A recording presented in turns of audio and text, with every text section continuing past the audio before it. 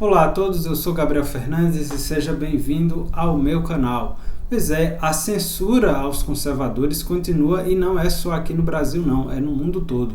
Aqui nós vimos recentemente essa questão envolvendo Ernesto Lacombe, que foi demitido da Band por trazer convidados conservadores aí para o seu programa. E isso desagradou, né, os diretores ali da emissora, porque trataram de temas que são proibidos pela grande mídia, digamos assim. Ele acabou sendo demitido.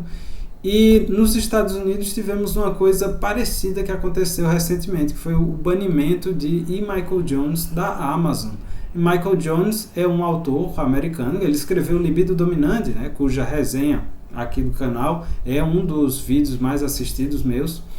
E ele teve suas obras retiradas do catálogo da Amazon. Começou com os livros em formato digital e depois se estendeu também aos livros físicos. Isso daí aconteceu porque ele criticou uma iniciativa da própria Amazon. Eu acho que é um seriado, vou até procurar saber direitinho, que é o Nazi Hunters, que seriam os caçadores de nazistas, né, que dava a entender assim que a violência ilegal mesmo, né? Aquela coisa brutal assim, contra os nazistas, isso após o final da Segunda Guerra Mundial, né? Era justificada porque ela estava sendo praticada por uma minoria, que eram os judeus. Então tem uma coisa também muito parecida, né, que acontece aí com, por exemplo, o movimento Black Lives Matter, também um movimento criticado pelo mesmo autor, Michael Jones.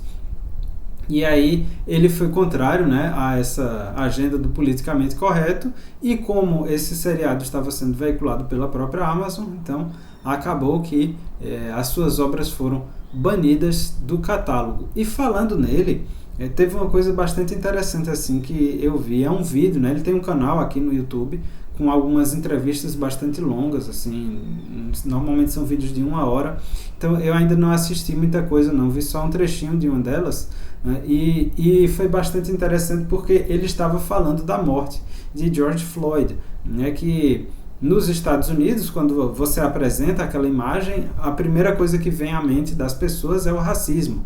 Mas aí ele diz que se aquela imagem fosse apresentada, como aconteceu de fato, por exemplo, aos palestinos, eles iriam ver um policial agredindo um civil, porque aquilo ali aparentemente é rotineiro ali em Israel, né? Porque as tropas lá foram treinadas nessas táticas de contra-terrorismo. Então aquele método de imobilização, né, do joelho no pescoço da vítima é muito utilizado pelas tropas israelenses para conter os atentados terroristas palestinos. Então, o próprio Michael Jones falou ali que existia uma espécie de teatro das tesouras, acho que esse não é a expressão correta, e ele nem utilizou essa expressão, na verdade, mas é algo que lembra bastante isso, né? O teatro das tesouras, acho que é muito falado aí por Olavo de Carvalho, que trata-se de uma espécie de divisão que ocorre dentro de um movimento e eles passam a disputar entre si de tal modo que o grande público acha que realmente existe uma oposição entre, digamos, dois partidos de esquerda, só que um é o mais radical, outro mais moderado, mas eles estão ali brigando e aí se você tomar um lado de um partido ou outro, você vai estar contribuindo, no final de contas, para o estabelecimento de um regime totalitário. Um vai acontecer em poucos anos, o outro vai levar talvez algumas décadas, mas vai chegar do mesmo jeito.